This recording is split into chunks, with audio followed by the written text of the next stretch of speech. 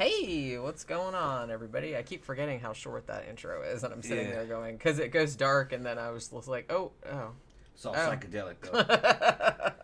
I don't know what I'm doing half the time. So, obviously. Today is another Friday, and we're going to usher you into the weekend. Some of you people are... That always sounds dirty when you say it. What's that? That always sounds dirty when you say it. I don't know why. To usher you into the weekend? Yeah. I don't know. How's that dirty? I don't know. You got some fucking dirty shit on your mind. But we're not going to go out tonight. We're going to go out next week. Soph's coming. She'll be over here Thursday. She's going to do a show with us. What day is she coming? Thursday. Well, no, I mean the date. 27th. Okay, or is that 24th? This coming Thursday. No, 27th, I think. What's today? Oh, okay. So today's the 17th, right? All right. So no, 24th. Yes, so we should probably save up because next weekend we wanted to take her to Mannequins and to Barbarella. Yeah. So I'm going to be really tired. But it's like, well, as long as I know ahead of time and I can mentally prepare myself. Yeah. Well, one's a Friday. I'm driving. One's a Friday and one's a Saturday. You know? Just probably won't be able to do. We probably won't be able to do the show on a Friday. Or we can't. Well, we'll probably do the show on Saturday next week. We'll just do it. Maybe we'll do it probably a little bit earlier, maybe at 6 o'clock. Because that way you don't have to come home, get ready, then do the show, and then go out. So it doesn't make sense for that. It makes more sense to do it on Saturday. Yeah. So that so the Sidetracks next week will be on Saturday. You're right. So everybody's saying happy Friday, Tom and Jenny. Zach says, whenever someone calls y'all Tom and Jenny, I'm imagining you as cartoony versions of yourselves, but looking like Tom and Jerry. Yeah. Everybody said that. Yeah. I'm sorry. Graham has a bag of frozen peas in his lap. Oh, what's he eating? Okay. Eating frozen peas. Did you have something happen? Maybe vasectomy. He got his vasectomy. Oh, that's right. Remember he said about that? Yeah, because I was remembering that. So it's like frozen peas on your crotch. If you had that done, then that saves you a lot of money on HRT because you don't have to worry about taking HCG to maintain your fertility because you're shooting blanks now. So you might as well just go on test. It'd be a lot cheaper for you because test would just be a standalone. Just hit me up. I'll fucking show you where I get my shit. I'll show you the site. It's cheaper. Just get yourself fucking just jacked. Jack yourself up on that fucking testosterone. Make your wife regret it. Make your wife. Why would you want to do that? What's that? Nah, I'm just fucking with. From this day forth, no additional little Granthars will ever walk the earth. You've already got kids, though, right? So it's okay. Zach says, who would make a better James Bond villain? Kate Blanchett, Alice Kriege, or Isabelle Huppert, because I'm basically casting my fan fiction at this point. Kate Blanchett, I feel like she played a villain in that terrible Indiana Jones movie. And for some reason, as soon as you brought her up as a Bond villain, that was the first thing that I thought of. Oh, she played the psychic, right? The communist psychic, the Russian? Yeah. That was the only interesting character in the movie? Yeah. Yeah. So I was like, I don't know. I just imagine that. I don't know. I kind of feel like Isabelle Huppert would probably be good. I always really, really liked her. I haven't seen her in anything in a really long time, but I saw a bunch of her movies back in the 90s and 2000. They got a new Indiana Jones, and they've reshot it about 5 times. Evidently, it's been Disney's most expensive failure of all time. It's nobody likes it. It's fucking stupid. Indiana Jones in a time machine type time warp where he's coming face to face with his younger self in another timeline. They've been talking about doing that for a long time. Yeah, so it's supposed to look pretty good, the CG, but the story is supposed to be fucking terrible. So they keep having to reshoot it over and over again. So it's gonna suck. I mean, that last Indiana Jones, there just should be those 3 movies. And Indiana Jones 3, what was it, The Last Crusade? Wasn't that great. That was the one with his dad, right? Yeah. With Sean Connery. Yeah, it has some creepy shit in there. I liked that one better the second time I watched it. Yeah. I didn't love it the first time I saw it, but when I saw it again, I was like, oh, and I think you appreciate that one more when you're older. Yeah, it is better than fucking Temple of Doom. I remember liking Temple of Doom as a kid until I rewatched it recently, and it's very screamy. That girl screams in it fucking every 10 That's minutes. honestly, I think that's the only thing that ruins it is Kate Capshaw. Yeah. Like if they'd cast somebody else, I think that would have been a cracking movie. Yeah. Because everything else about it is good. Because that when I was a kid, that was kind of like my favorite one because it was like a horror movie and I was into it. Yeah, they did shit in that they would never do today. Pulling that guy's heart out and set it on fire and lowering people into lava. That's back when they did cool shit. Well, for being a movie aimed at kids, kids, kind of. I don't know if it was necessarily aimed at kids. It was PG. It was aimed at a general audience. PG. Yeah. Well, there was a lot of cool PG movies back in those days. You know, they weren't having to worry about a sensitive audience. They just would just tell the fucking story. As long as it didn't have nudity or cussing in it, it was fucking PG. Didn't really matter what happened, the violence or anything. They didn't really care. Well, but you couldn't show gore. Well, the weird thing about it is that I always kind of feel like American movies are really, really strange in that way. It's like you can get away with a lot more like gore, but you show a tit and everybody like flips out. Yeah. Like, and it's been like, and that I was like, that's really stupid. Although some of the movies didn't make any goddamn sense about that, like Blue Lagoon, it was not fucking. Not only did it have tits, it was underage tits in that one, I think. Wasn't she underage in Blue Lagoon? What was her name? Brooke Shields. Brooke Shields, right. And they played that on HBO. Yeah, I saw it probably like a million times. They play it a million fucking times. You saw it a million fucking times. I kind of liked the movie. I remember liking it as a kid. Yeah, I don't remember much about it, but I remember it being okay. I remember they got out, the ship sank, and they were on a lifeboat with an old dude who was eating, what was it, fucking, he pulled chewing tobacco out of the fucking, wasn't it chewing tobacco? He's eating chewing, and then he was rowing the boat. It's been like a million years since I've seen that got him movie. to the island. I don't remember anything to do with chewing tobacco. Yeah, he got him to the island. He got him to the island, and I think he drank himself to death on the island, and they were left without supervision. I think he was up. You don't remember that part, huh? I told you I don't remember any of it. Damn. Okay. Really? I have to see it again. I mean, I was a kid when I saw it, and I was just kind of like, oh, okay, that was diverting, and that was like about it. Yeah. Turned out that they weren't alone on the island. They had people out there like cannibals. See, I don't remember that either. I don't remember a single fucking thing about that movie. They got off the island eventually, but... Hey, spoiler alert. Yeah. No, I don't remember a single fucking thing about that movie. Yeah. I think a ship came and eventually rescued them. Gramthars says, question, in The Last of Us, a cordyceps fungus has turned the human race into murderous mushroom head zombies. Evidently, this is based on real science and insects. Should we be concerned? No. No, we're probably fine. No. We're probably fine. There's a lot of shit that's hoax, that is hoaxes and science fiction that people think is real. Me and my friend from Saudi Arabia, Saad, we were talking about it today. He's a medical student. And we were talking about these pandemics.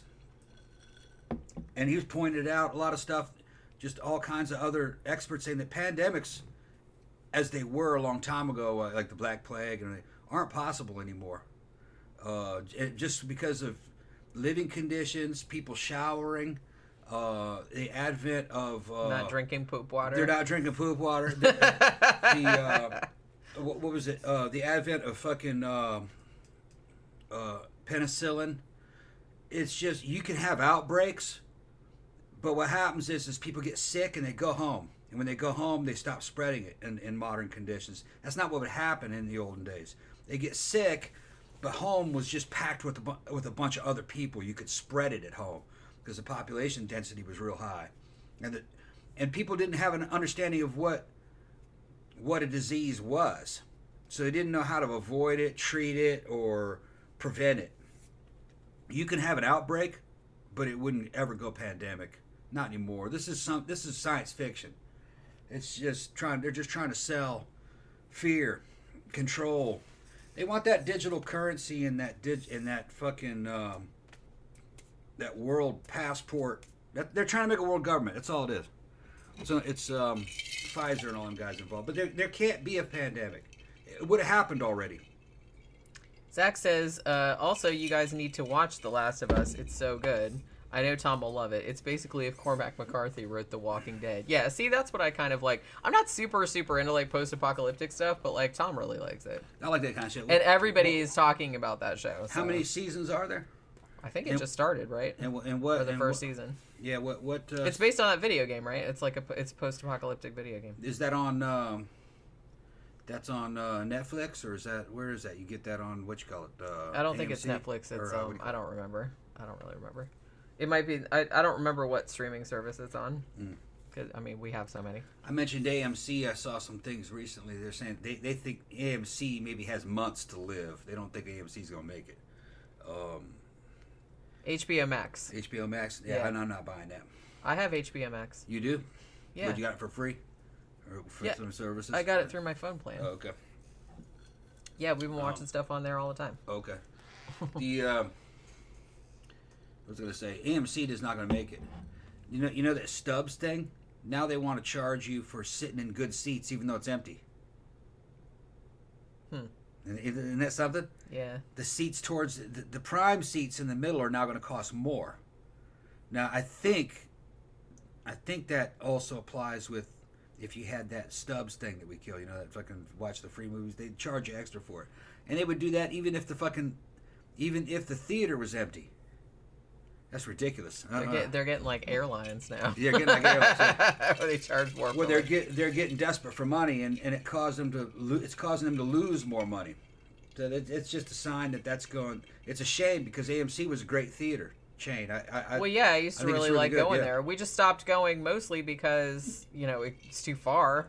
It's too far. It's too far, and they have they have lots of locations. Across the United States, and in some of these states they're just not doing well. Although, who knows, maybe if they were smart, they would just close all the unprofitable locations.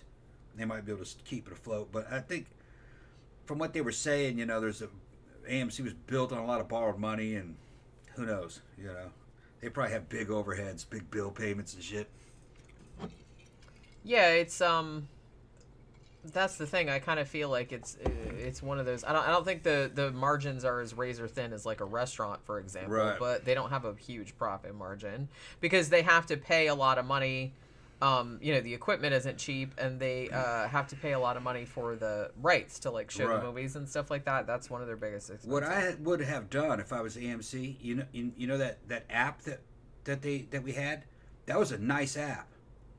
Yeah. I would have done it to where you had the option to either to go into the theater or stream it live through your tablet and maybe cast it onto your television.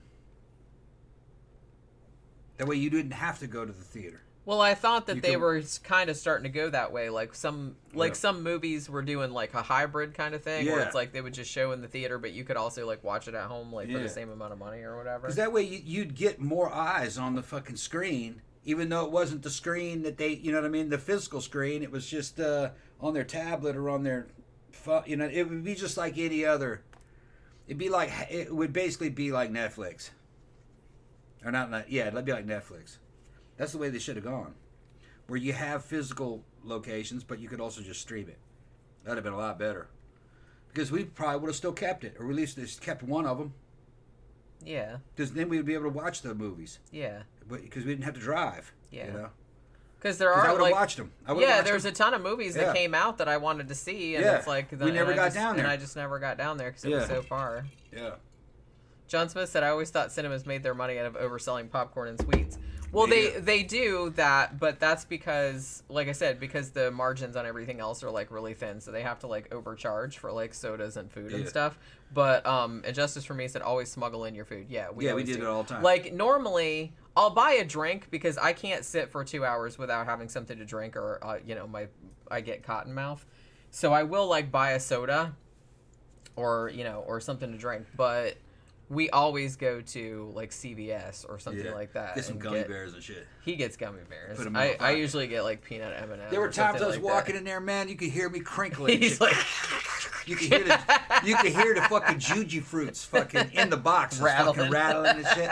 I'm trying to play it off, but then I'm going, why am I playing it off? This kid's fucking 17, man. He doesn't care. He doesn't give a shit. Yeah, and I'm walking in there. It's not coming out of his salary. Yeah. They don't pay him enough to care. You know what I mean? What's he gonna do? It's like, you know, what are you gonna do? Like confront somebody like that comes in with food and like get in a fight security. or something? Like, right? He's got candy. They're not gonna bother. Yeah, I think like as long as you're not making like a big deal about it. Yeah, and you're gonna kill if they're gonna bust you on your way in. That's it. I'm fucking killing my subscription, and then they lose out on their $20 a month. But the thing is, somebody just mentioned, well, they make all their profits off the candy and the concessions. Says, yeah, but they wouldn't have to if most of their business was just online. Then there'd be no expense at all. That's free money coming out of cyberspace. Yeah. You'd have people in the middle of buttfuck Egypt that are down there in fucking Mississippi and fucking Heidelberg, you know what I mean, where there's not an AMC for fucking 200 miles. You'd have them down there watching it on the screen for $20 a month. That's how Netflix worked, you know. But in this, imagine if Netflix also had theaters you could go to. You know, that's what it should have been. Yeah. Yeah. Well, like I said, I kind of feel like it's going that way a little bit because there have been like some movies that were like kind of hybrid releases where they came out in the theater for a day or two and then like they started streaming it for like $20 or whatever it was. So Tom's Inglorious Bastard says, ha ha ha, really gummy bears. I always thought you would be a big league chew type of guy. No. No, gummy bears. Juji fruits. Mike and Ike's. He likes all that kind of that gross, like licorice-y gummy candy. Yeah. Black licorice. Yuck. Especially I like the Scandinavian black licorice, man. It's like eating down. It's almost kind of salty. It's almost like eating beef jerky. Shit's really good. That's grody. You can't find much of it over here. What else was I eating? The damn fucking sour heads and nerds and all those. I'll eat those. I'll eat anything. Jolly Ranchers. I'll eat that. Starburst. You got Starburst. I like Starburst, yeah. But that's about the only that kind of candy that I like. Yeah. The one I kind of have to have in the theater, is gummy bears. Gummy bears and Juji fruits. Yeah. I like Juji fruits the best. Just depends. You can't get good Juji fruits all the time. Because remember, those are the ones that we were like debating what those fucking shapes were supposed to be, right? Yeah, they were made out of random shit. They were like the vegetables. The only molds they had. It's the only molds that they had. Piece of corn. One of them is the one that looks like teeth. It looks like a damn hot dog with 4 bumps on the top. It's supposed to be a pea pod with peas in it. Yeah. I went down the Wikipedia rabbit hole of that one day because I got curious. The little round ones are supposed to be cauliflowers, I think. Yeah. Yeah. They were vegetable molds. Yeah. That's like all they had. That's all they had. So and then after a while, like people just got used to it and they're like, oh, whatever, fuck it. It like doesn't have anything to do with the flavors. Nothing to do with the flavor. Like that. Yeah. But yeah, that's the thing. Like whenever we go to the movies and you would go get all the candy, you would get like several boxes because sometimes, like, no joke, he would go into the theater like with boxes stuffed in every pocket. All my cargo pockets. So he'd have like 5 or 6 boxes, and he would just like sit there and eat them, like making noise and shit. Yeah. Whereas, like, look, if I'm gonna get candy, like, as much as I'd like to have like a whole fuck ton of candy, I can't eat that much candy. All right, it's like I'll be 400 pounds. So it's like, so usually I would just get one single like box of peanut M&Ms. And a drink, and that was all I had. And I would usually eat them before the movie fucking started because I'd get bored. You said peanut M&Ms, and I tasted them, man. I want some peanut M&Ms now. I mean, regular M&Ms are good, but peanut M&Ms are clearly superior. Yeah. Like, clearly far superior. Actually, I think for a while they had some M&Ms that were like, they were kind of like, they weren't malt, but they were kind of like Whoppers, you know what I mean? Yeah. Where they had that kind of... those too. Yeah, those were good too. They've come out with like some new flavors, but I haven't really been trying any of them because Raisinets. Man, oh no, fuck those. I love those. She doesn't like raisins. I don't like raisins. Raisinets. I like the I like snow caps. Yeah. I like snow caps. They're okay. They're not that special. Yeah, but you know, I like them because they have the little Reese's Pieces. I almost said Reese's Penis. Reese's Penis. Reese's Penis. Reese's Pieces. The porn version. Yeah. Yeah, please my name is Reese's Please Penis. tell me it's a porn name. Please tell me that for Valentine's Day, Reese's like sells little chocolate beans with peanut butter inside. No, actually, with marshmallow inside would be better. Yeah. That's good. Another good porn name would be like Dick Hammer. You know what's fucked up Dick is Hammer. like I think that could be someone's actual name. Can you imagine if you were the poor Richard person? Hammer. Yeah, my name's Dick. Dick Hammer. Dick Hammer. Fuck, man. It's like, damn, that's a porn name. Either that or a fucking private detective's name. My name is Dick Hammer. Carried a gun and shit. I just feel like if that was your porn name though, it's like just that's way too obvious. That's like from the 70s when everything was like when they had to make everything as obvious as possible. Yeah. They have a little bit more finesse, I feel like, but you know what I mean. All the good names were taken. I guess. Yeah. Yeah, Justice for Me said, can you imagine them pulling some TSA shit and patting you down? Yeah, see, that's the thing. It's like the kids that work in there, they don't give a crap if you bring fucking candy in. Yeah. They know everybody does it. Yeah. Like I said, I guess as long as you're not flaunting it. Yeah. Con's in there talking about the big chunk. Yeah, the chunky. Chunky bars. Those were fucking good, too. For you foreigners, and Con's a foreigner, too. He's in Mexico, but they must have them down there. A chunky bar was a chocolate bar that was about that big and about that thick. Yeah, it's and just it was a four slab. big pieces. And they had them. They came in different flavors. I don't know if they still make them in different flavors, but some of them were just chocolate. The other one was chocolate with nuts, chocolate with raisins, and I think they had one that was chocolate with the Rice Krispies in it. I think they had that one too. Yeah. They were good. And at certain times, I think they made them bigger. Like they'd come out with a special edition that was like twice the size. It was even bigger, you know. They were good. I think they still sell those, right? Yeah. I'm pretty sure They're just rare. You don't see them in stores that much. I noticed I was in Walgreens a couple days ago in Daytona because I had to go and get some lipstick or something. And they're starting to have all kind of like Kit Kat flavors and like different Snickers flavors and stuff, and I'm like, fucking finally, man. Remember how everybody used to piss and moan about like, why does Japan get like all the cool Kit Kat flavors? Yeah. They got strawberry Kit Kats, and wasabi green Kit Kat. tea and wasabi and all that, and they got all those crazy like Pringles flavors and shit like that too, like pumpkin spice and all that kind of. Well, I think they have those here too. Yeah. But yeah, now they're starting to like do them over here. I had one. What did I get the other day? I was like in a 7-Eleven, and I think I got the birthday cake Kit Kat. And that was actually pretty good. It wasn't as good as I was hoping, but it was like white chocolate, and it was like vanilla-y, so it was pretty good, though. I just feel like a lot of the white chocolate ones kind of just taste like white chocolate. Not that there's anything wrong with that. I really like white chocolate, but I'm just saying. They have to have more, like, to have some birthday cakey flavor. You know what I mean? Yeah. Hugh Janus, a gay superstar. Yeah. Tammy said, I sent you some for Christmas a few years ago. Yeah, probably. I think we eat anything we get. Well, don't say that. We don't say that. We know who it's from. Because then some people will be sending us some weird ass shit like to make us eat it on the show, and I'm just like not gonna have it, you know. Yeah. They're gonna make us eat like crickets and whatnot.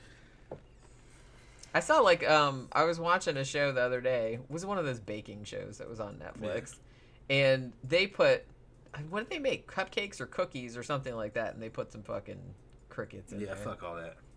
But the people that ate them said you couldn't tell it was crickets. Yeah. They like ground them all up. I mean, they told them it was crickets, obviously, but it's like you couldn't really tell what it was. They're trying to get people to eat bugs. You know. Everybody that I've heard that's eaten crickets, they said they just kind of taste like it's like, not gonna be much there, like popcorny or something like that. You're not supposed to be eating chitin. Chitin's not very good, and the only cultures that eat insects were ones that went through a bunch of damn famine, Thailand, and that's not normal for them. You know what I mean? They were saying that's not what they normally ate. They just had this. I think it was some kind of a weird oppressive regime that went through there and it changed their diet forever. The same thing with China. They'll eat cockroaches and shit. Fucking deep fried cockroaches. Man, I fucking eat that shit, man. It's crazy. It's not food. It's not good for you. John Smith said, I recently tried birthday cake flavored tea. It was everything I ever dreamed of. Was it really? Did it actually really taste like birthday cake? I really like, they have that birthday cake vodka. That's actually quite good.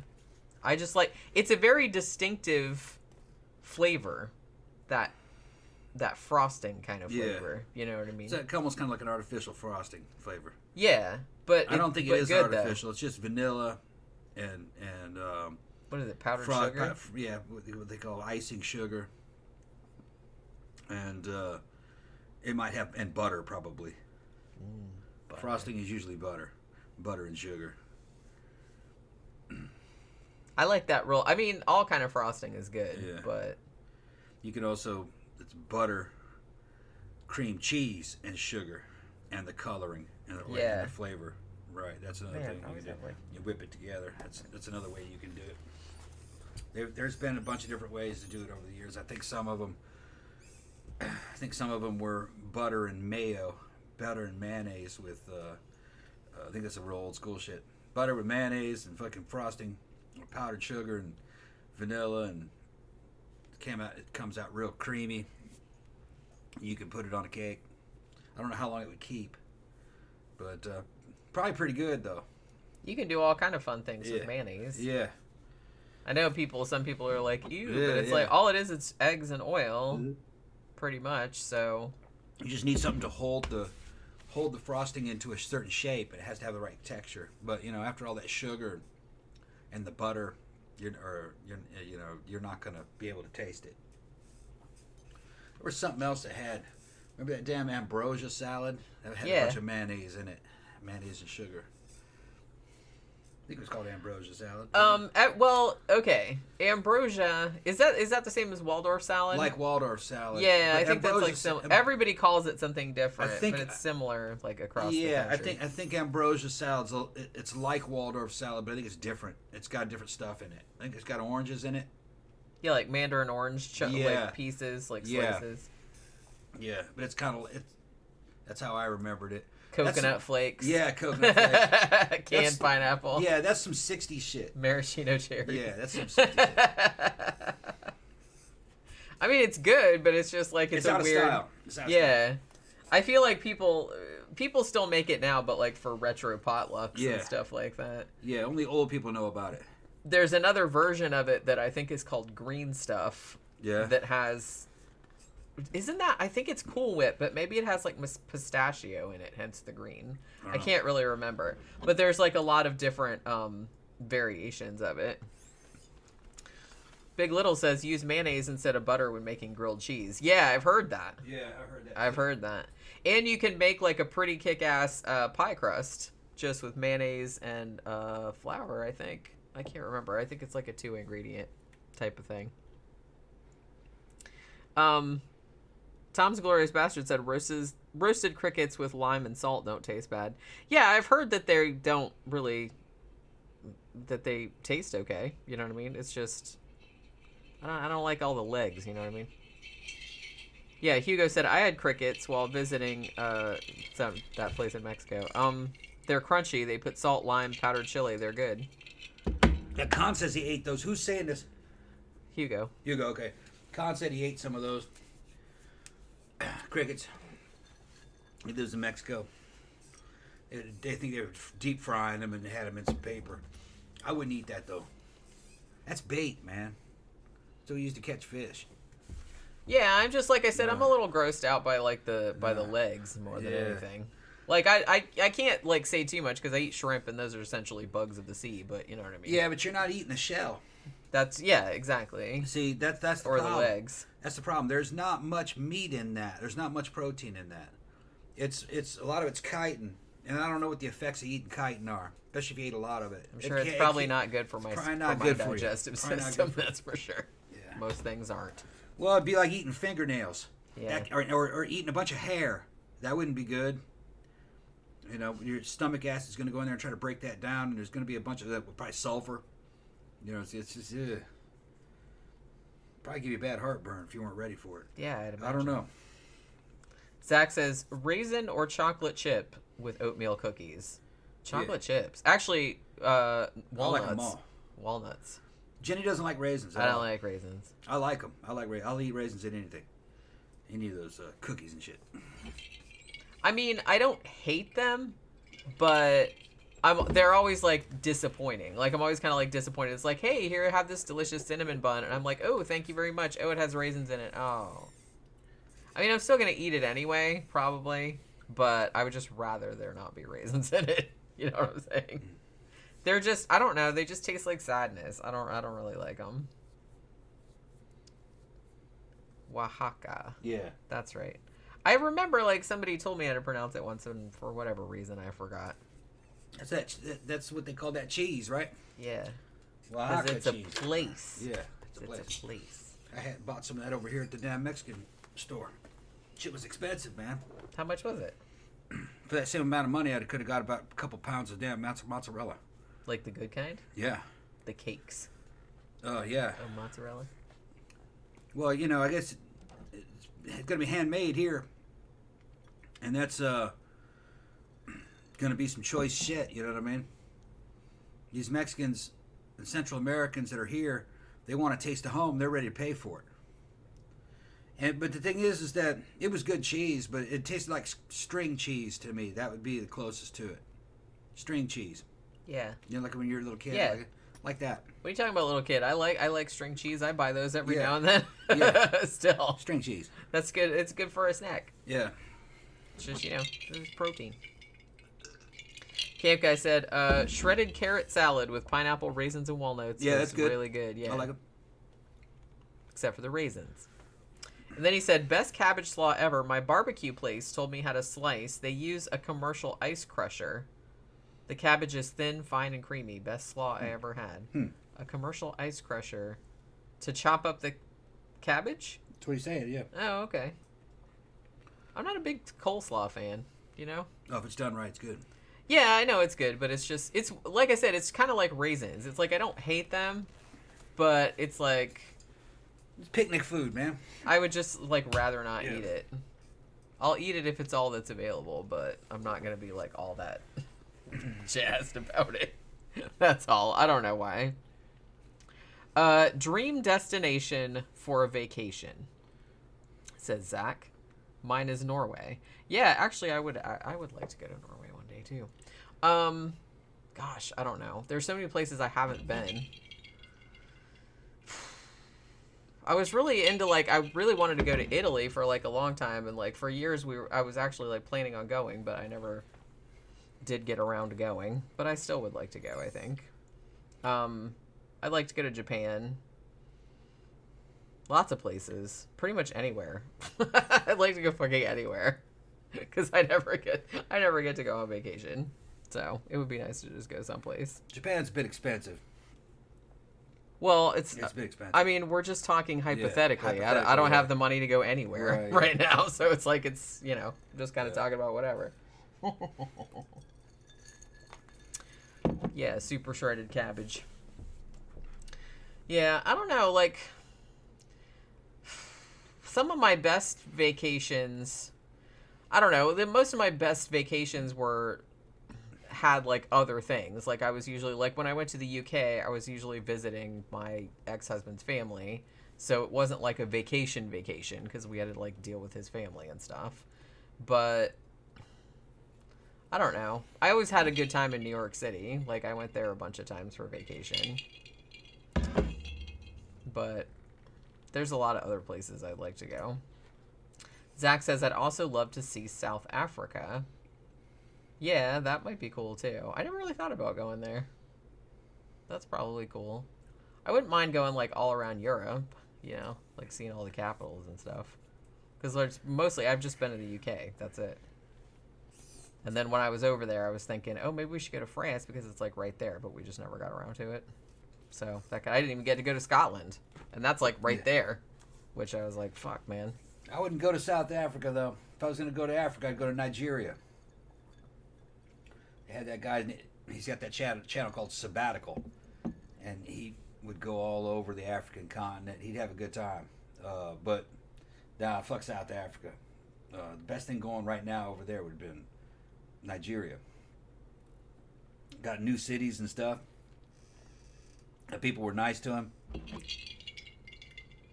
What all is cool about it? Like, it's kind of a up and coming place. You know what I mean? They've got some cities there that are getting their shit together. The government's supposed to be pretty decent. It's trying to better the living conditions and move up in the world. You know, they're not selling out to foreign powers so much. I think they're involved with the Chinese, but they're not letting the Chinese fuck them over. They're supposed to be pretty good. That's where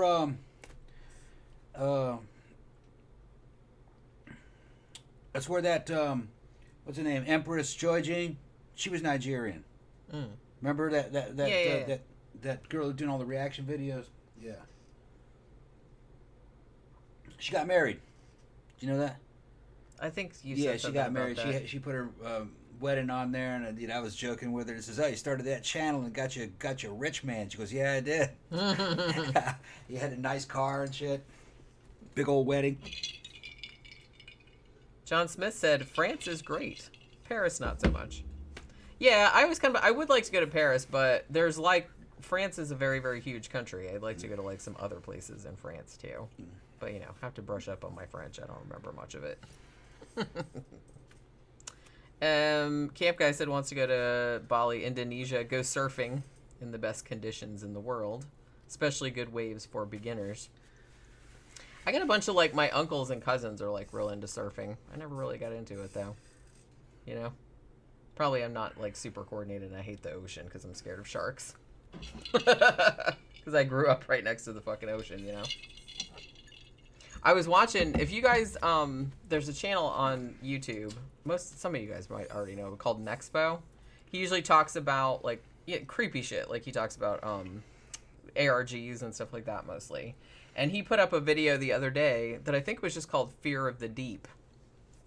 And it was, like, this half-hour, 35-minute video, and he was doing, like, this exploration of, I can't remember the word, thalassophobia, something like that, where, it's very, very common fear. Like, people are really afraid of, like, deep oceans and have recurring nightmares about being down in, like, this big black void and, like, these huge, fish or, like, creatures, like, swimming past you and stuff.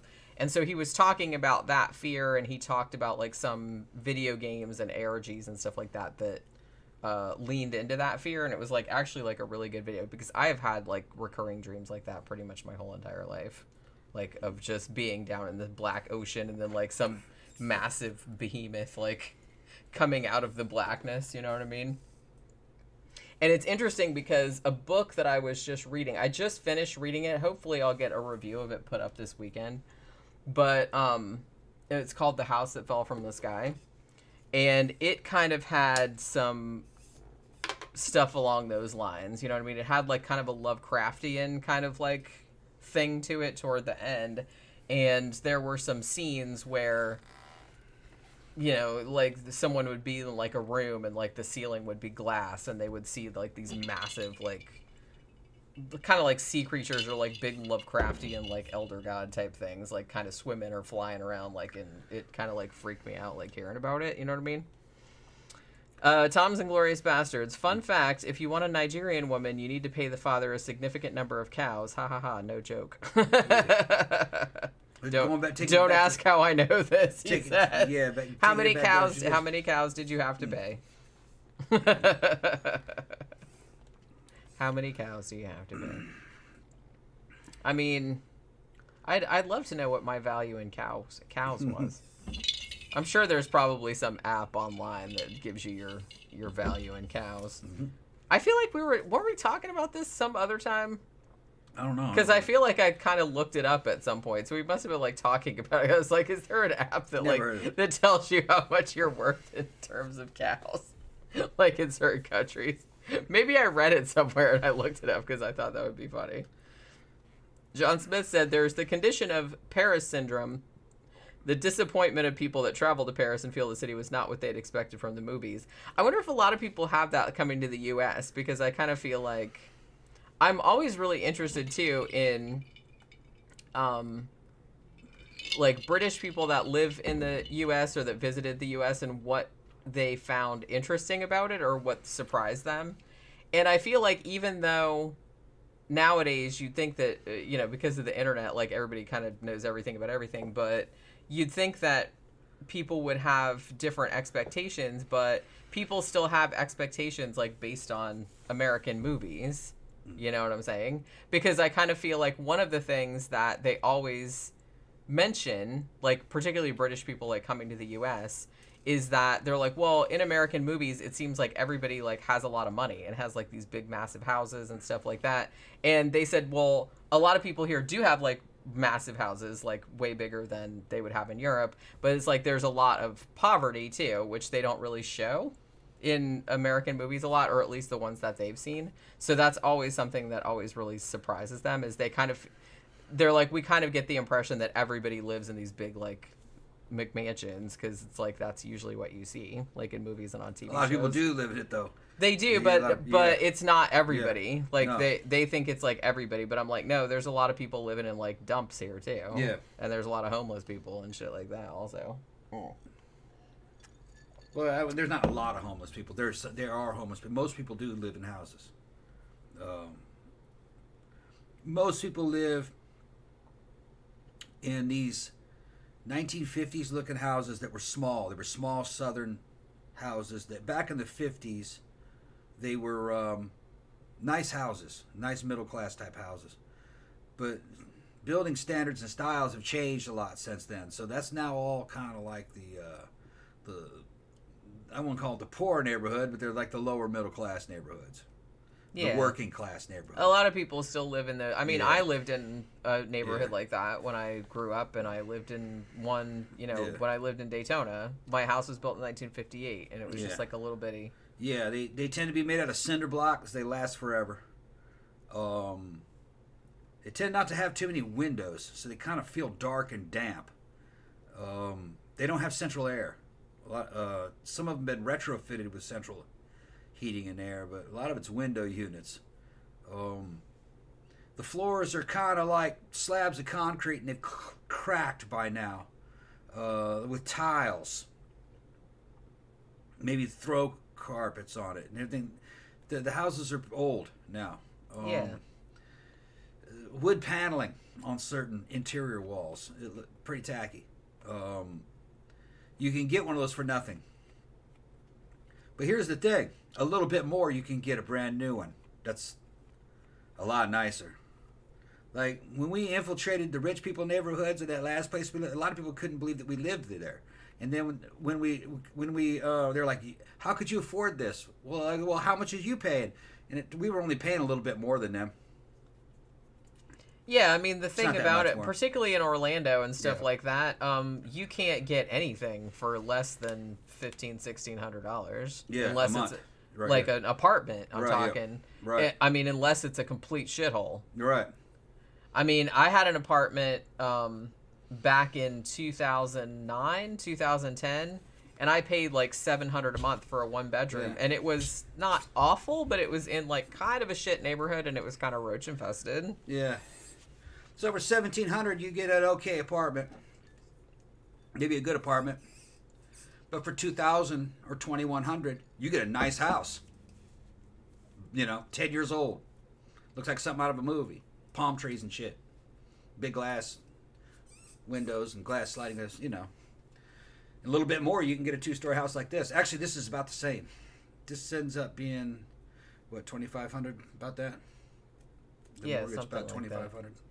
Something like that. Yeah, which we can kind of afford. Yeah. Now that Jenny went back to work, the new roofing tiles are sitting on top of the fucking house right now. Yeah, I thought they were supposed to come this weekend anyway. They're gonna come when they're ready.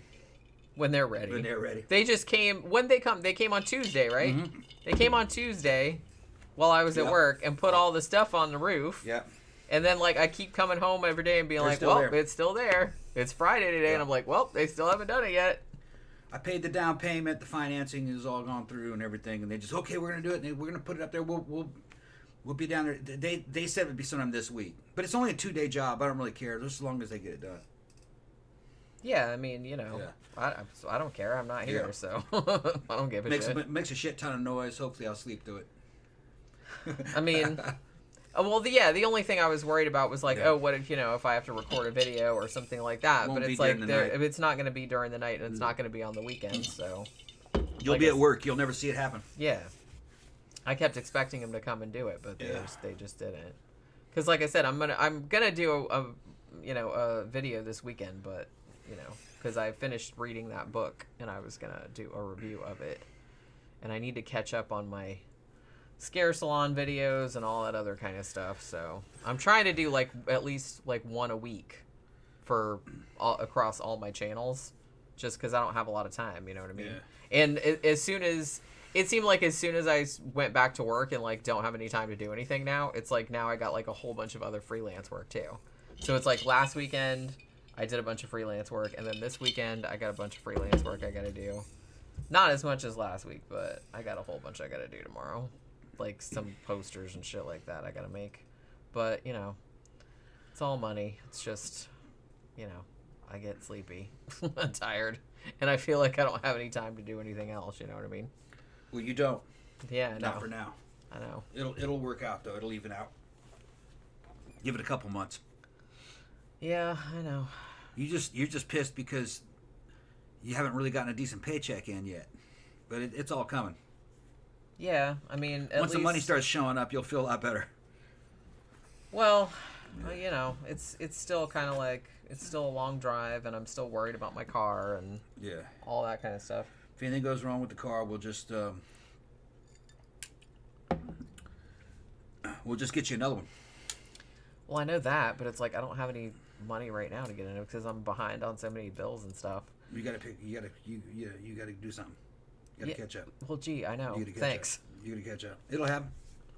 Never. You haven't failed any time before. Everything. You know what I mean. It always works out. Yeah, but that doesn't mean that I can't fail. Yeah. And sometimes I do fail for a time. You know what I mean? Then I have to like fucking get it all back together again. Zach says, I have a channel for you then. My English World. He's this cute Russian guy who moved to Texas. He does reaction videos and live streams. He's adorable and funny as fuck. Oh, I'll have to look that up. Yeah, I'm fascinated by different cultures' perceptions of one another. Like, I always find that really interesting. I really like that guy Lawrence from Lost in the Pond, who, like I said, he's British, but he's lived in the United States for 14, 15 years, and he's a citizen now. But he's married to an American woman, and he lives in, like, the Midwest, and he lived in, like, Chicago or something like that. And so he does a lot of videos, and he's really funny. And then there's a couple... Man, who the fuck are they? Actually, there's two couples that are cute that like doing, but I can't remember what their names are right now. But both of them still live in the UK, but they do a lot of videos about learning things about the US, and it's like, oh, this surprised us about blah de blah, and sometimes they visit the US and like they'll go in the grocery store and like talk about all the fucking look at all the cereals, you know what I mean, and all this other kind of stuff. Because they have a lot of the same shit over there, but it's just like they don't have as many. You're saying that could take you to work on the back of the motorcycle. No, if it came down to that, I'd buy a new car. Yeah. My credit's good. I could go get a used. Yeah, I couldn't. I could get. What? Let me finish what I'm saying. I could get a $4,000 or $5,000 used car and just let her use that. So. I don't like riding on the back of the motorcycle anyway. Yeah. It's scary. I don't even like fucking driving the car, like in all the traffic and stuff like that. And I thought it was going to be like the traffic was going to be worse today because I had forgotten, but the fucking, what's that goddamn, the big NASCAR race is this weekend. So I was at work today and like they have, those, the planes, the Blue Angels, the stunt planes and all that kind of shit. They were practicing all day today. And where I work is like only a mile or two from the airport. And only a mile or two from the racetrack.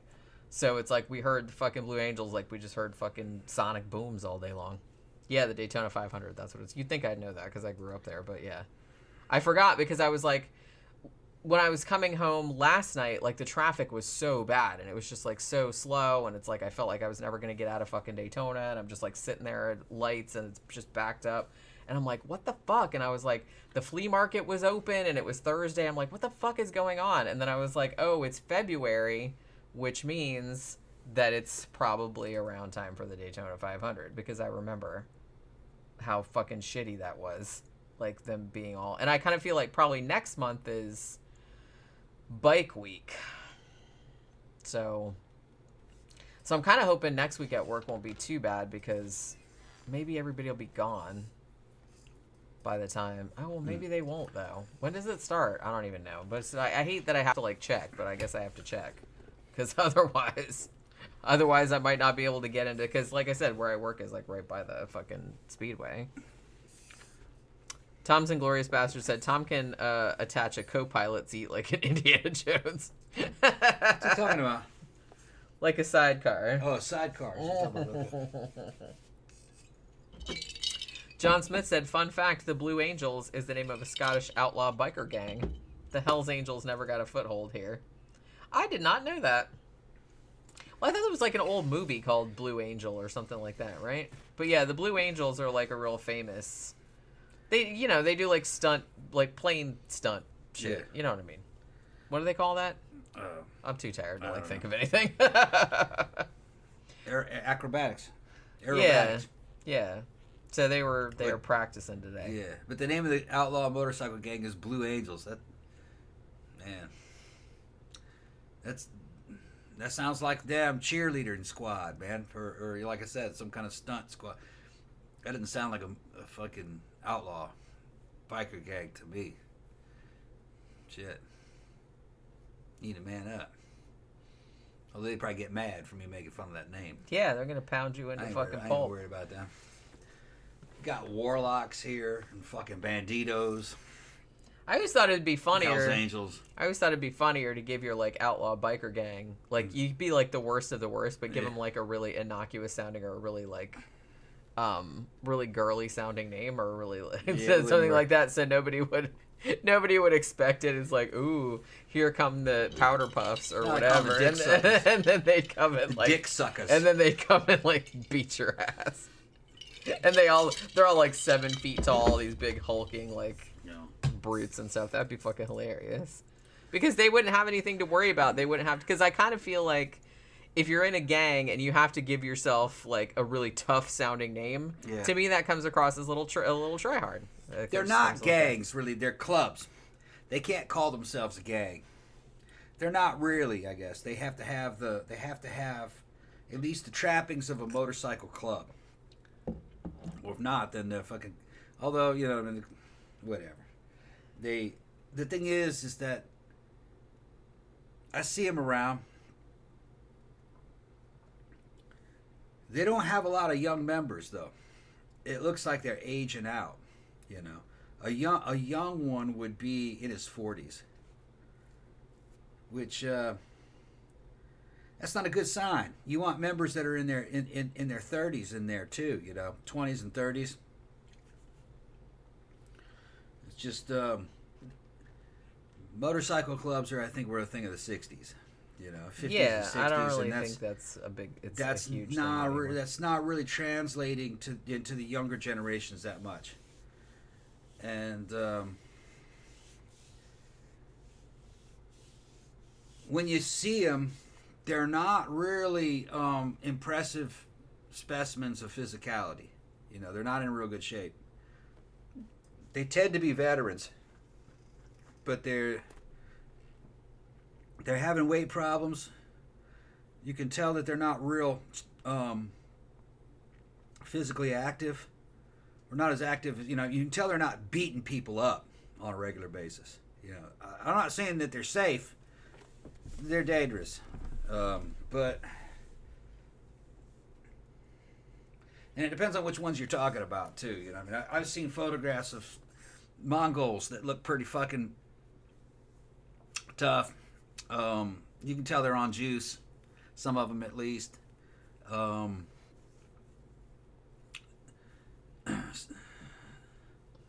Some of the fucking 1%er Hell's Angels, kind of like that. I guess it just depends, Yeah, some bikers, it looks like the only thing they're beating up is the buffet at Cracker Barrel. Yeah. You know what I'm saying? Yeah. Not that there's anything wrong with that. But then you'll run across one of them every now and then, online you'll see them, photographs of them or videos of them at some event, and they're wearing all the fucking right shit that you know what it is you're dealing with, and, you don't want to tangle with the dude. He's fucking 6'1", 230 pounds, 10% body fat. He's fucking jacked, he's 50 something. But he's sauced. He's not natural. But nobody older than 35 is going to look like that natural. It's just not going to happen. But they look like something out of a movie. But that's like the top elite dudes. From those clubs. They're kind of like warrior kings from a long time ago. Never see the women, though. Rarely. I don't know what they're doing. They have their own business, I guess. I'm not big into that fashion. I hang out at the biker bar and shit. I think that look is kind of dated. But they like it, but to me it's kind of country and it's kind of dated. Very 70s look to it, John Smith said, I always laugh at the gang called the Lone Wolves. A gang of lone wolves. Yeah. Yeah. They're all doing their own thing. Yeah. But all together in one place. They just all happen to be in one place at the same time. Zach said, what's the traffic going to be like come spring break season?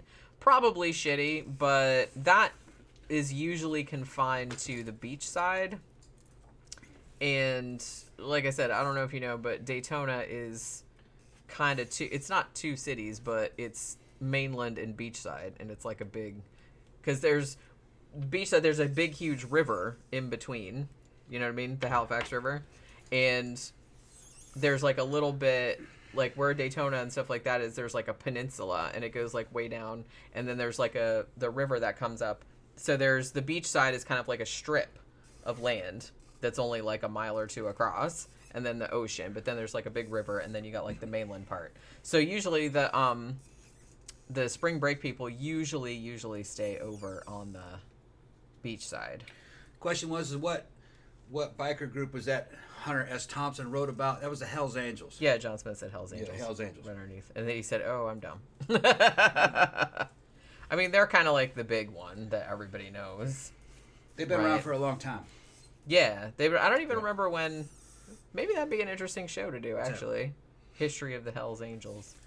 It attracted a lot of attention. They started like in the very early 50s, after the Second World War. It was supposed to be bomber. It started with some bomber crewmen, guys that were ball gunners and shit like that, and waist gunners, hanging out in California, fucking bored to death. And they just hung out in bars and rode motorcycles and fucking did little ad hoc motorcycle races, fucking across the middle of the town. And a lot of that shit was kind of fueled by fake news. I think it started when they said they had a fake news report that the Hells Angels, I think it was Hells Angels, took over the town and got in a fight with the police, but it didn't actually quite go down that way. Then the newspaper people showed up and staged some photographs, and they described it as being a lot bigger than what it really was, and that was kind of how the myth was born. Now, eventually, I think it was also the Hells Angels later on that got in a fight with the Marines. It was like the Marine National Guard or the Marine, some kind of Marine Guard unit was trying to remove them from some piece of land, and they got into a shootout, but I don't think anybody got killed, if I remember correctly. That was also 50s. Yeah, I feel like that was such a big thing, at least from a counterculture standpoint. Yeah. Like all the biker gang type stuff. And then, you know, the media got a hold of that, and they mythicized it and made it a lot bigger than what it really was and a lot worse than it really was. Well, yeah, everybody wants to read about exciting shit. Yeah. Nobody just wants to read about, oh, there was like a little skirmish and nobody got hurt and everybody went home. It was actually on par with like the Sex Pistols. If you were in England back in the 70s, the Sex Pistols were constantly on the damn front page of the news of what kind of fucking outrageous thing that they said or did. But you're talking about teenage kids who don't have any money. They weren't that important. The news were making them important. Although the Pistols were a fucking tight band. I liked them. They were real good. And John Lydon, because for a kid that just came out of nowhere and basically picked at random, kinda. Randomly chosen by the fucking forces of the British ghetto. He was a master lyricist. His lyrics were really good. Anarchy in the UK, those are really good lyrics, man. For a, 17-year-old boy writing? And Submission, and yeah, really good lyrics. Bodies. And he had a lot of... But anyway, the biker scene was built on the same kind of guys that like the Sex Pistols. So they were tougher, you know, in some ways. They were older, and they were tended to be World War II veterans at first. And then they started making movies, fictionalized movies about how bad bikers were, you know. There's a whole subgenre of like teen biker movies. Yeah. Like from the 50s and 60s. Yeah. They're super fun. Like some of them are pretty fun. Yeah. They did a few on Mystery Science Theater. They did like Wild Rebels and the Side Hackers. It started with fucking Marlon Brando, fucking the Wild One. If you haven't seen that movie, see it. It is a study of 1950s fucking morality.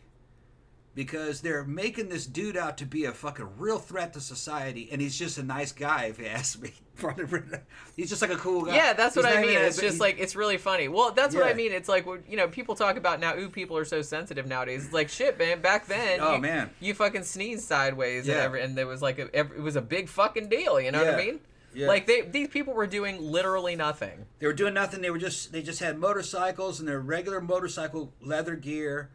And everyone was just fucking scandalized. And they were scandalized by him. And ridiculous. And a girl becomes kind of curious and infatuated with like one of the main guys out of the group, and who's being played by Marlon Brando. And I forgot what the name of that character was. Billy, was it? I can't remember. I think it might have been. And he's kind of a rebel without a cause type character, kind of like James Dean, which if you've ever seen Rebel Without a Cause, that's another movie about nothing. I watched that as a teenager and couldn't relate to any of it because it's 1950s problems, you know what I mean? I'm like, why is this guy whining, you know? What's he upset about his dad for? You know, his dad wore the apron, so what? He was cooking, you know. It was just fucking weird tropes. That's what I mean. Like that only mattered to the 50s. Like little shit. Yeah. Like they would get upset about like the stupidest things. Yeah. That nowadays, like no one would even think. Like why would anybody get upset about that? So I didn't get a lot of that. I didn't get it. I also didn't really get the Wild One. You had to be in a 1950s mindset, and I couldn't achieve it. All right. It's not a bad movie, but I didn't really understand the message. I didn't really get it. I told you, that's why it's always instructive to kind of watch those like 50s educational films that they show on Mystery Science Theater a lot, because you'll get an insight into what they were teaching the kids back then. Yeah. Now, on the Wild Ones, Marlon Brando, he's a compelling character in the movie. He looks good. There are really good stills taken from that movie. And that really had a big impact. Well, it had a big impact on the rocker scene. They were also into bikes over in England. But it had a big impact on the gay scene. Yeah. Marlon Brando became the iconic leather daddy. Leather daddies are copies of Marlon Brando from the Wild One. that leather motorcycle gear. That's what they're talking about. And if you see the movie, you'll understand why gays like that. He was a cool dude. He was the kind of guy that a gay dude that is having problems hooking up, that would be his fantasy boyfriend, is to meet that guy. He's not gay in the movie, but he's straight. But you could see why gay guys liked him. Yeah, you could see why he became iconic, right. You know what I mean? Yeah, and I think it stuck more with the gay guys than it did the straight girls. The straight girls, I don't think really gave a shit about that. Yeah, it's kind of hard to say, you know. Straight girls do not hold that character as an icon. You know what I mean? Not so much. Not like, so not much. that I've really heard. I mean, that was before my time, obviously. Yeah. So. No, but that to you look up fucking some gay leather daddy porn today, that's the motifs that they're playing off of, is that character. Which is 1950s leather motorcycle gear. It kind of looked like policeman stuff. It's like cop gear. Well, motorcycle cops from the 50s wore motorcycle gear that looked like police gear. It was all kind of the same thing. That's the way motorcycle gear looked. Like something a cop would wear. I mean, I did sort of like the 50s rocker, greaser, rockabilly kind of look. I did like that. Yeah. I do like that look. Yeah, but like I said, that jacket, though, is like something the cops would wear. Yeah.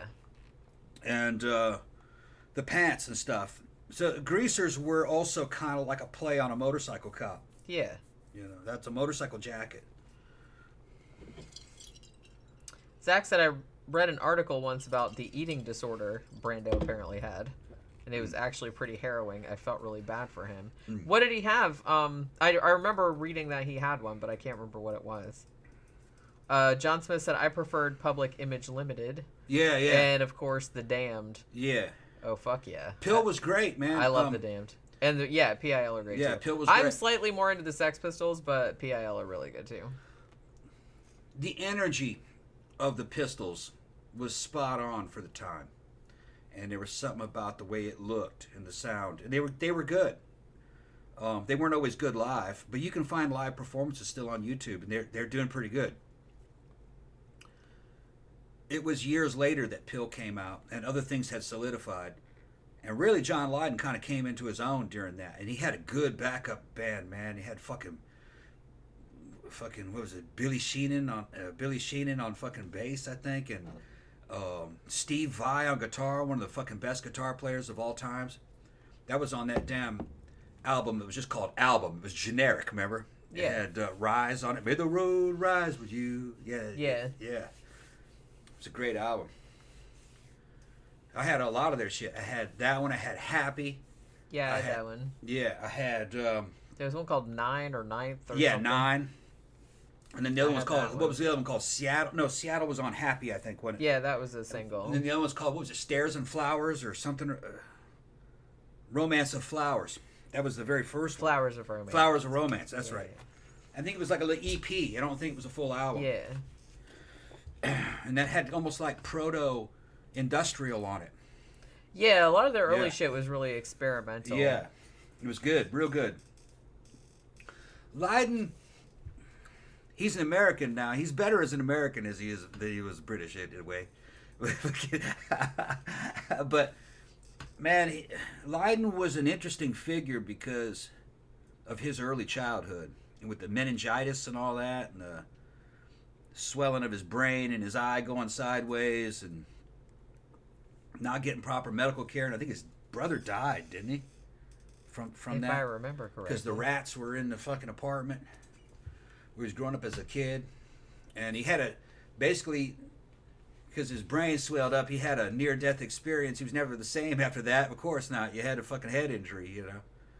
And he started to become defiant and started to question things. And that's actually what led him into fame, you know. He started to, he differentiated himself from other people that were around him. Now, you know, some promoters got involved. What was his name? Fucking Malcolm McLaren. And yeah. So that all helped.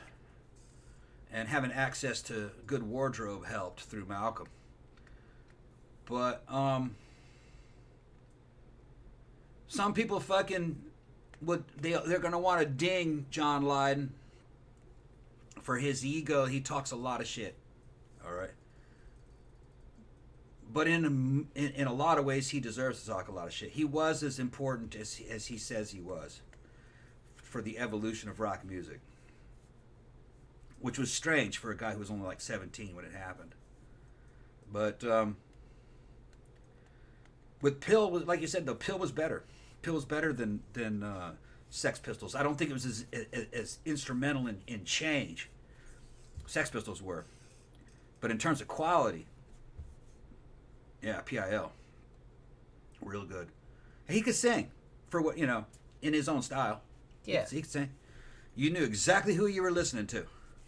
See, that's always been a lot more important to me than... Yeah. Because, look, they play music at work all the time, and it's, like, all different genres and a lot of mainstream stuff and things like that. And it's like, I hear people that can sing really well, like, all the time, but a lot of times I can't tell one from the other. Well, like, it's kind of the same thing as... Because we've talked about this, like, in terms of...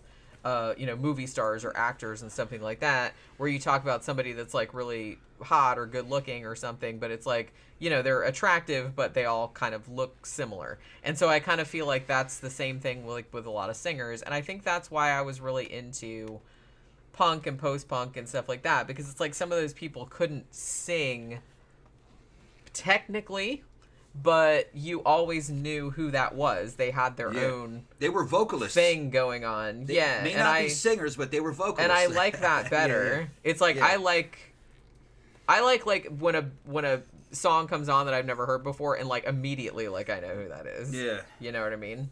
Like, and it doesn't even have to be the singer either. Like, a lot of times, like, sometimes if it's like a real distinctive guitar sound or something like that, like, you can tell immediately like who that is. Yeah. I like bands that are, like, distinctive. And I also give credit to Malcolm McLaren. I mean, fucking the Sex Pistols trashed him a lot. They didn't have a real good relationship. But he was a good barometer of what was coming. He predicted that rap would take over, and it did. It did. I think Malcolm McLaren had something to do with accelerating the success of rap. And...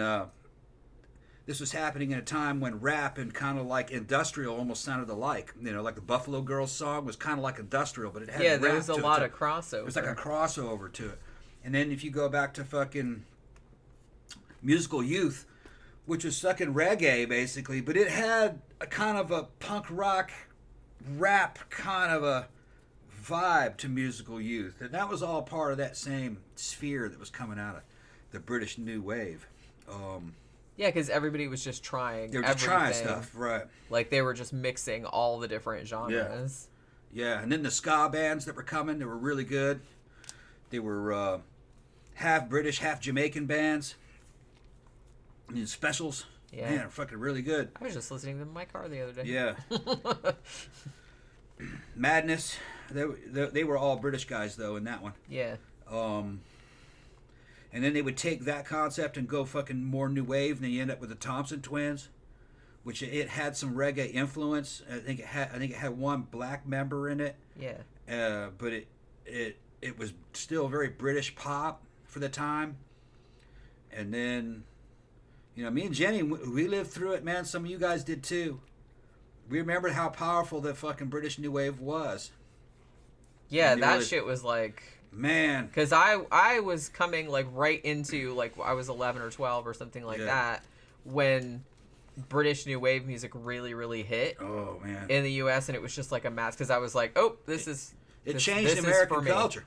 It really did. It changed American culture. It was a big deal. England was fucking punching above its weight during that time because they had a good education system that were teaching their public education system. And I know there's a difference in I think they call private schools or public schools.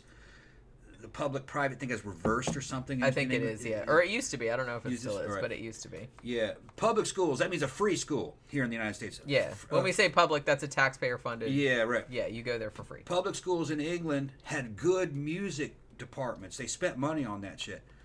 So you had these guys with no money.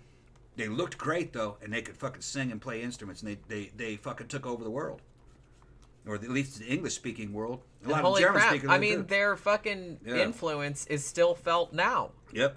Like I hear new bands now that sound like them, from back then. Yeah, those guys that I fucking met, fucking Corinthian, they're kind of sound like a British band a little bit. They do. Fucking, there's a lot of stuff that, but the one that really was a game changer, man, you can laugh at it. I don't give a shit. Duran Duran. When that first Duran Duran album hit, it had Planet Earth on it, In the Night Boat, Friends of Mine. That was like the second coming of the Beatles. That's a great fucking album, by the way. That first. Yeah, and they got better. I still love that.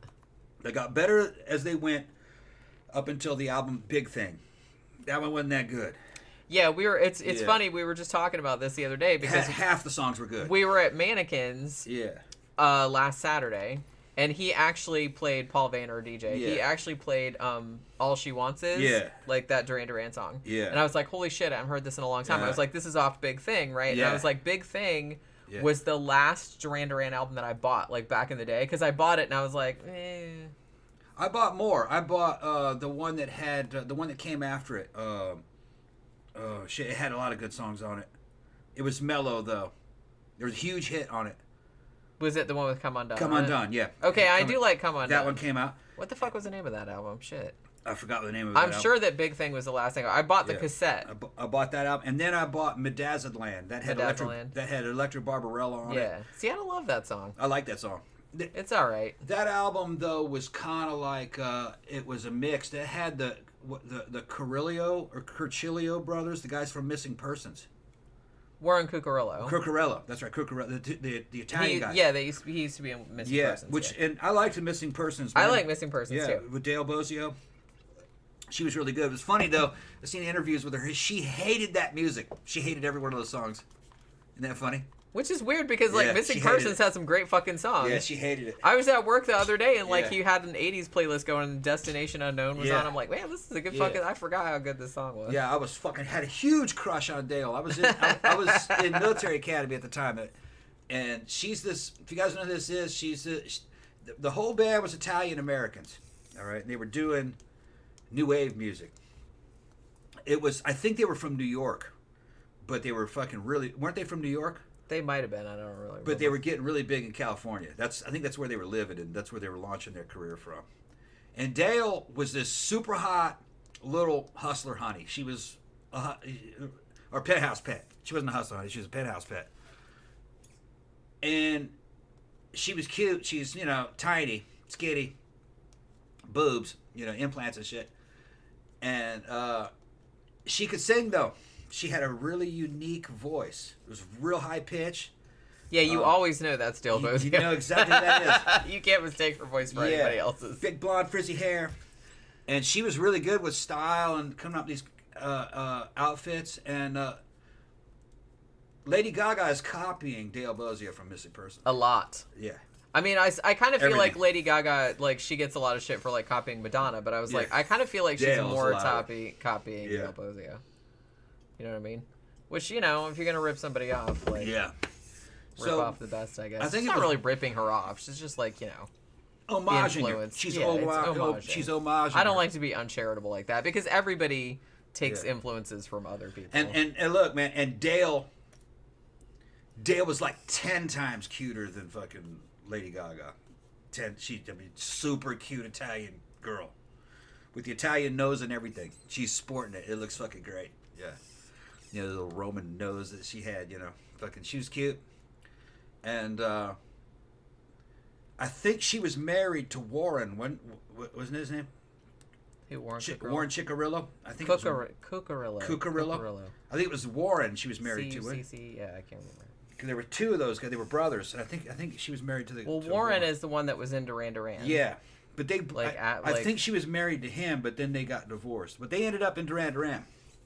Well, one of them did. Warren did. Yeah. And actually, he's been in Duran Duran for a long time. It's crazy to think about because I still think of Duran Duran as like the original 5 members, like from the 80s. Yeah. But it hasn't been like that since because shit, man, John and Andy left in, what, 87? Yeah. 88? Yeah, because then they went and did Power Station with Robert Palmer. Yeah. And then the other three, Simon, Nick, and Roger, they did Arcadia. Yeah, which were good, great projects, man. I still like that Arcadia album. Yeah, It's still good. It's great. good. That had It was kind of prog Grace rocky, Jones was on but it. I was kind of into it. You know what I mean? It was good. Yeah, I liked it. and it had a real goth aesthetic. Yeah. To the videos. I just like the cover of it was beautiful. Like just the whole thing was. I really dug it, and I liked that they kind of went all goth. Like they all dyed their hair black and stuff like that. Like for all the videos and stuff. I was like really into that album actually. Yeah, that was 87. But yeah, I think like John and Andy Taylor never came back after that. So then they were a 3-piece for a while, like when Notorious came out. And then I think for the next one, which I think was Big Thing, then they got Warren Cucurullo, and I think he's been in there since then. If I'm not mistaken. I kind of lost track of them after a while. Because I kind of feel like the thing about Duran Duran, I really, really like Duran Duran. I really, really like their early stuff. But I kind of feel like after Notorious, like Notorious was a great album. But, you know, I didn't love, like, I kind of feel like they went more in a direction where they were starting to sound less distinctive. I kind of feel like even though they were like a huge pop band in the 80s, they still had a very, very distinctive sound. They had their own thing going on. And I kind of feel like as the 80s, you know, went into the 90s, I kind of feel like they started sounding more like everybody else. And so I think I kind of like lost interest, you know what I mean? Because like I said, I like bands that are like distinctive. Once they start sounding like other people, then I'm just kind of like meh, or it starts sounding like whatever the main cultural zeitgeist is. I'm like not interested. John Smith said, "Say what you like about the Damned, but Dave Vanian could sing." Hell yeah, he could. And Dave Vanian is hot as shit. Sorry. Is he still married to Patricia Morrison, who was in Sisters of Mercy? Because I know they were married to each other for a while. And honestly, like, I haven't heard any of because the Damned, aren't they still around? Because I kind of feel like I bought some of their albums like a few years back that were still good. Leslie said, Dave Vanian was into goth, not into punk. He dressed as a vampire from the beginning. Yeah, he started out, he was a gravedigger, wasn't he? Like, that was the story anyways. But yeah, he looked like that. But their early singles were absolutely punk, like New Rose and Love Song and all that kind of stuff. Like were punk bands. And honestly, they're, you know, the Sex Pistols, yeah, they kind of get a lot of the credit and stuff. But I think as far as punk singles coming out, I think New Rose, the Damned's New Rose, I think beat the Sex Pistols. So they were actually technically the first punk single to be released was The Damned. The Damned are still touring with the original lineup. Yeah, I thought they were still around because I have like a couple of their new albums and they're still really good. I like that they kind of went... The one that I had, the most recent one, I can't remember what it's called, but it's kind of more... It's almost a little bit psychobilly, and I was kind of like into that because I like that kind of stuff. Let's see. John Smith said, to quote Lemmy on Dave Vanian, he's very normal for a bloke that dresses like Count Dracula. Well, I mean, you know, that's the thing. A lot of goths are pretty normal, despite how they look.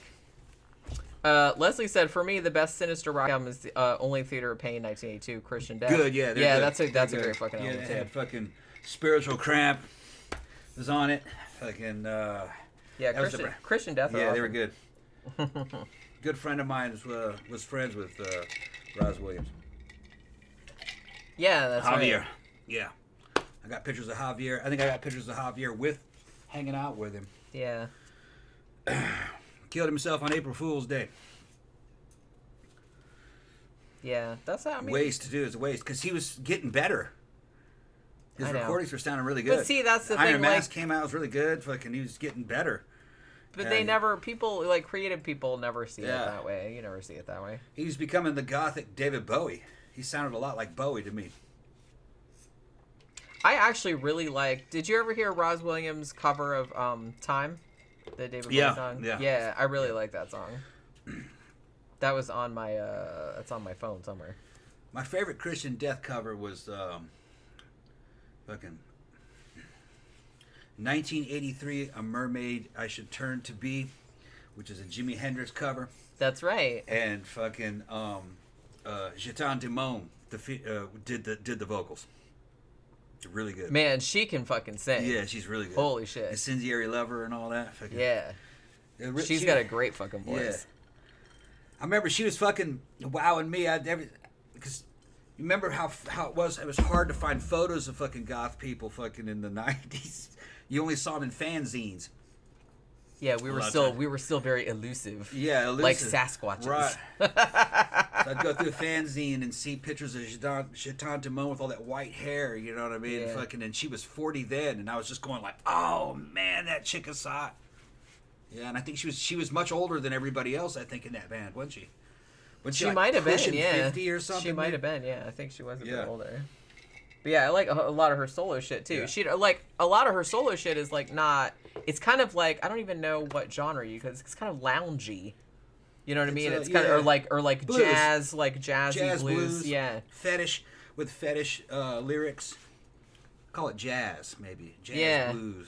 It's just kind of like, like the kind of shit you used to hear like back in like the fucking 1920s or 1930s. Yeah. Like you'd go to like some speakeasy and some chick would be some up there. cabaret shit. Like some torch song kind of shit. Like it sounds like that. Like, and I really, really like that. Like, and she's got a great fucking voice. Leslie also said Peter Murphy was Vampire Dress too, and he was in the Hunger opening, not Vanian. Yeah. Yeah. Well, that was because Bowie was in it, and they were like big Bowie fanboys. Bauhaus were.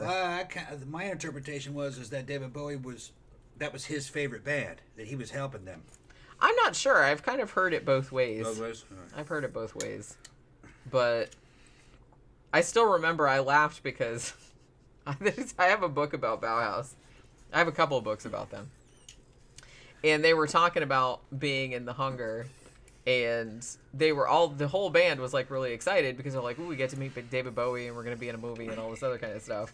And then they're like, and then we see the movie and it was just like all Peter Murphy. And then like, and then they were like making a joke. It's like, hey, Daniel, I think I see your elbow or something like that. Cause it's just like, cause they were just like in the back. They edited it up. Yeah. They edited it up. Like you kind of see, I think there's like a 2-second shot of Daniel Ash. Yeah. And I don't even think David J is in it. I don't think Kevin Haskins is in it at all. Yeah. So it's like, if I remember correctly, I don't even think you can see I think they're all in it. You just don't get to see very much. You just don't get to see it. Well, you know, because I mean... It just flashes up. I mean, Peter Murphy was just like so... Back then, I mean, he was the shit. And he was like super hot. And he was just like... Guy. And he was like doing all his thing and all that kind of stuff. So it's just kind of like, well, we're just going to focus on that. But... I had honestly forgotten because I hadn't listened to his solo stuff for a while. I mean, you know, we hear Cuts You Up at the club all the time, but I was on my when I was driving back and forth to work, I've been listening to different Spotify playlists, and one of the ones they have that's called Dark and Gothic, and it had a couple Peter Murphy songs on it. I think it had Indigo Eyes on there and Strange Kind of Love, and I was like, man, these are really good songs. Like, I haven't heard them in a really long time, but I don't know. I kind of feel like I liked Peter Murphy's solo stuff up until we were talking about this the other day too. Cascade was the only thing. It was the last one that I liked. Cascade, that was 1995. Yeah. And that one was really good. And then he did an EP that was pretty good.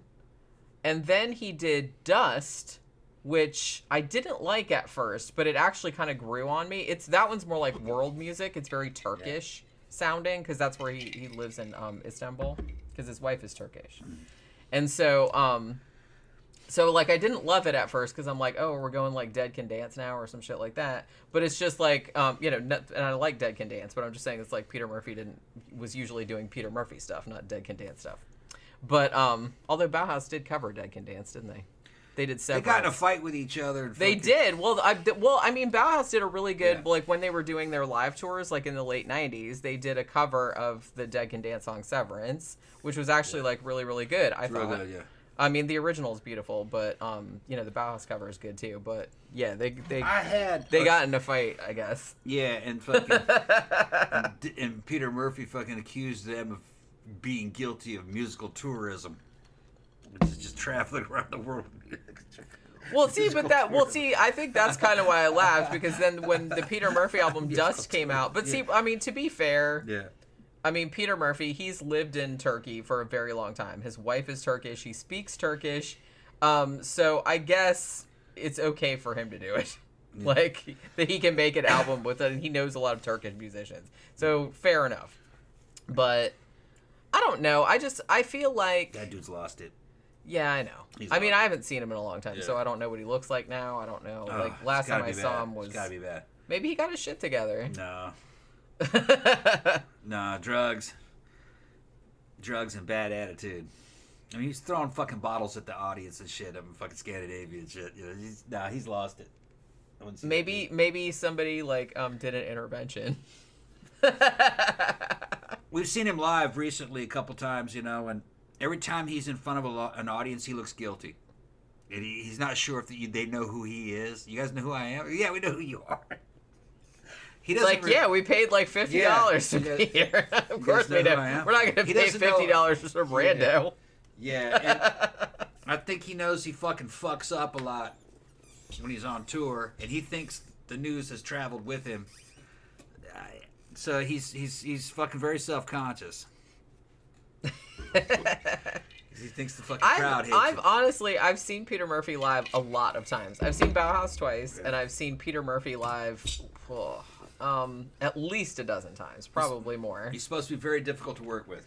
But, I could see that. Yeah, well, it's weird because I kind of feel like the several times, because I used to go and see him every time he toured, which was like, you know, once a year or like once every 2 years, something like that.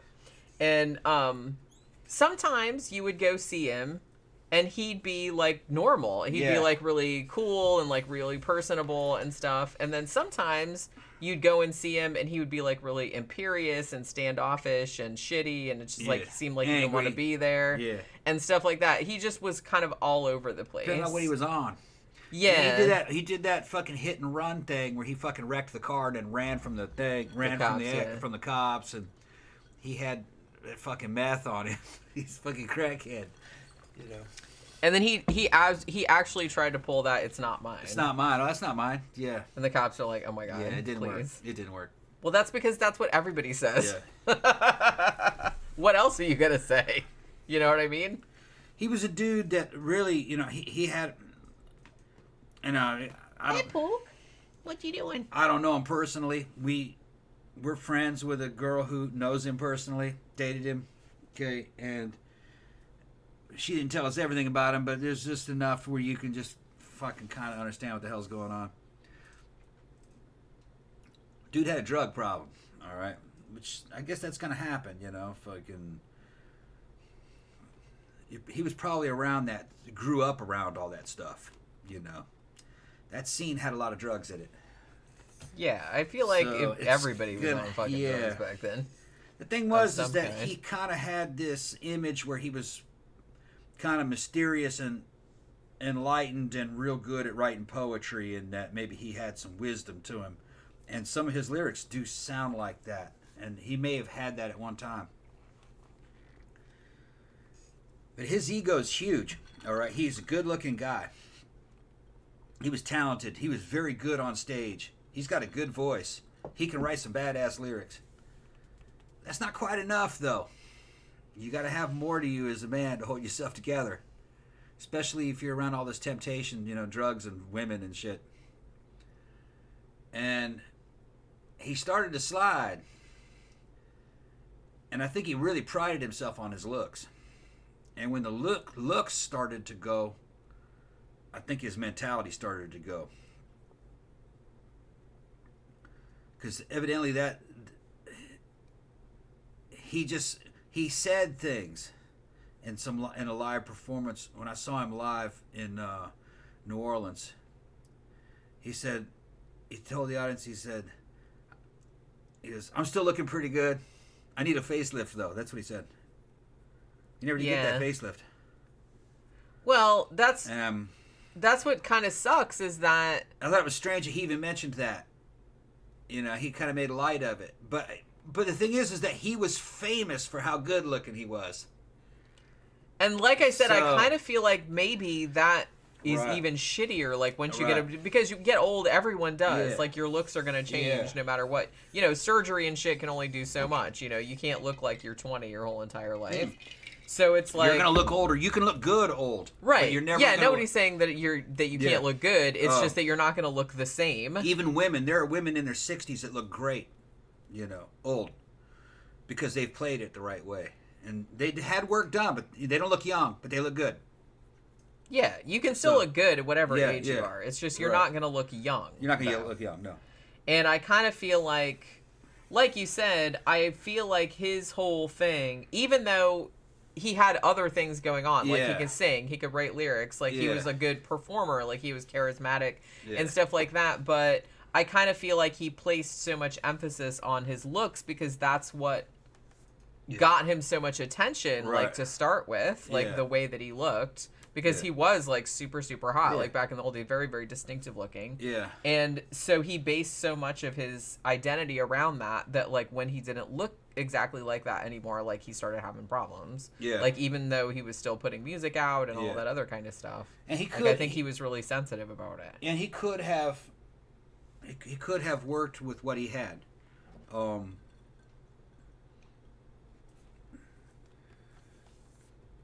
You can use wigs if you want to have hair, but part of the problem was he started to lose his hair. But he wanted to have long hair, or longish hair. Those two don't go together. You can't have hair when you don't have hair.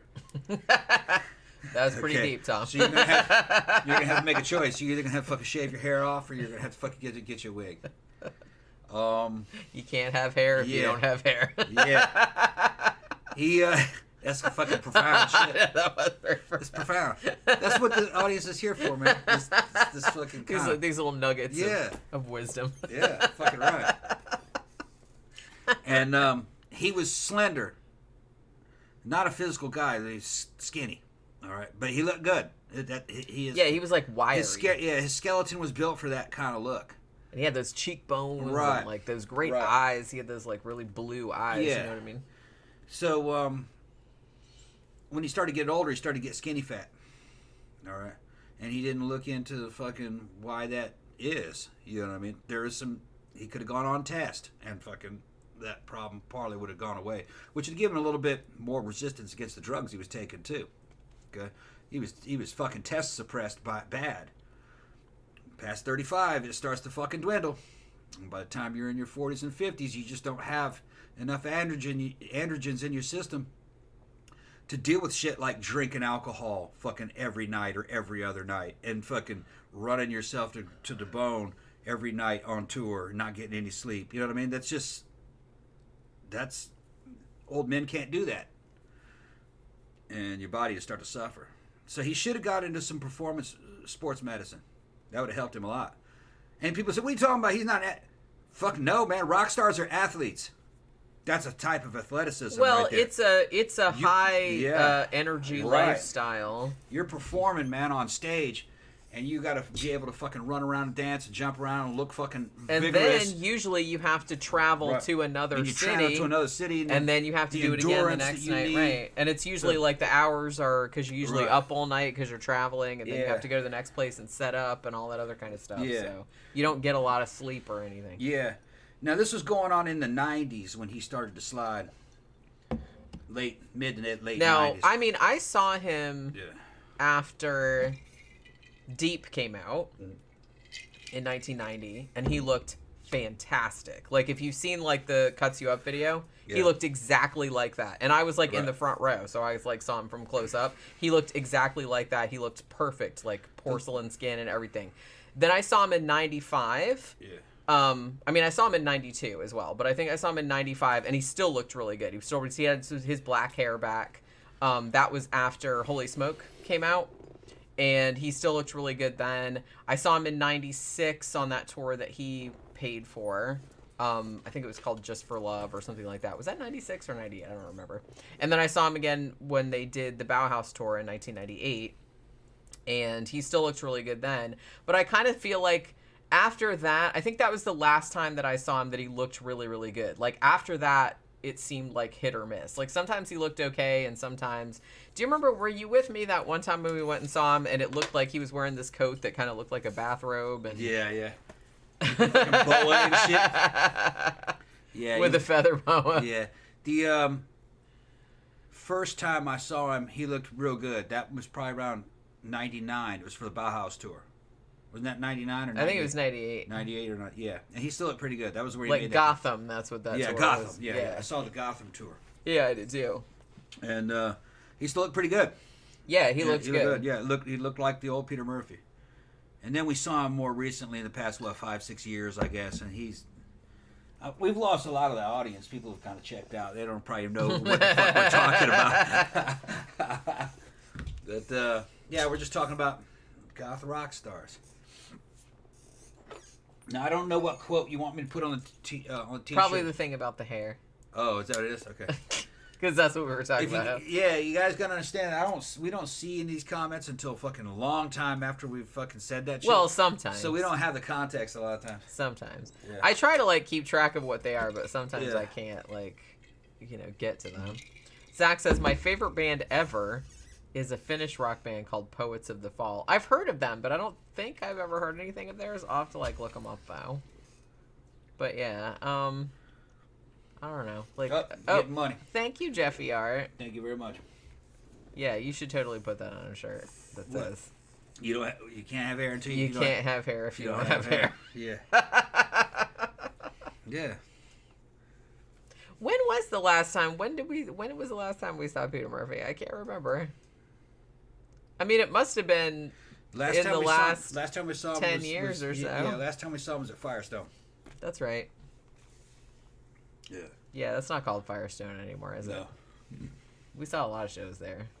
He's at Firestone. He's being a bitch. He was, yeah. Being a bitch. He was. Yeah. You know who's good live, man? I think we've seen him at least once, maybe twice. Was Gary Newman. Gary Newman. You knew Yeah, exactly what I was thinking. we saw Gary Newman. Gary Newman's very good live. Yeah, he was awesome. Real good. And he's real cool. He's real He was fucking awesome. friendly. Everybody loves him. That was in 2012, 2013, something like that. So that's 10 years ago now. He has a massive endurance, and I think it has to do with he's got a good wife, and he's really proud of his little daughter. Her name's Raven, I think. Yeah. And she'll come up. She's now 21, I think. Yeah. It's funny how she grew up so fast. But she would doing the little background vocals and shit, fucking, and would come up on stage and shit. And she was just this pretty little blonde goth girl. And I think his wife, and he said from one of his interviews that he was able to continue because it was a family business now. Yeah. And then it motivated him to continue. That's kind of awesome. Yeah. I really, really like. Yeah. I really like that. I like when that whole. I mean, whatever it is, whether you're like a goth band or I really like, people that are like horror movies and stuff. I really like when all of the family are like into it. That's awesome. His wife is cute, man, and she was just a civilian girl. I think she's American. A civilian. Just no, she wasn't in the industry, but she made a fucking Gary Newman fan club. Yeah. And then worked with him on, was able to get in contact with him that she was head of his fan club, and she was like mega fan for him. She was his number one fan. And he finally met her, and they got married. But she ran the fan club for evidently years. That's crazy, because I kind of feel like probably everybody that starts a fan club wishes that would happen. That's what happened. Yeah, when you see her though, she's stunning. Yeah. Because I kind of feel like maybe that's not usually the case. So because she was so interested in his career, so supportive of him, and was so jacked about his fucking material and shit, I think she was kind of like his manager slightly. You know what I mean? Or at least an advisor. Because he kind of went down some dead ends, especially in the late 80s, with his career. He started to try to do metal music. That didn't work out too well. Tried to do almost Iggy Pop. That didn't. He's good with industrial. Something more along the lines of Depeche Mode, like a dark version of Depeche Mode. That's what he sounds good with that, or something with a hint of Nine Inch Nails. Although I think he worked with Nine Inch Nails. He did, yeah. I think he produced, some of that, or engineered it. It's funny, we were talking about, I don't know why this reminded me, but because mentioned Nine Inch Nails, and then I was like, oh, I was on my Spotify playlist. It played the Nine Inch Nails version of the Joy Division song Dead Souls. It's good. Yeah, and I was kind of like, I like it, but I kind of wish they'd played the original one because I like the original better. I like obviously. covers. I had a whole cover tribute album. I had a whole tribute album to Dead Can Dance, and it was goth bands doing Dead Can Dance, but it was from the like '96, and it's gone now. My first wife gave me a copy of it, but I lost it. You had a whole stack of CDs in the closet at our old house. Yeah, it's not in that one. I don't know. It's not in that one. I lost it a long time ago. I haven't seen it. I don't know if any of you guys know what it is I'm talking about. I'd like to find it again. Although, how hard could it be to find that? It was a Dead Can Dance tribute album from around '96. Nowadays, it'd be easy to find that. Yeah, you could find that. You could probably buy the shit on iTunes. Yeah, probably. Yeah.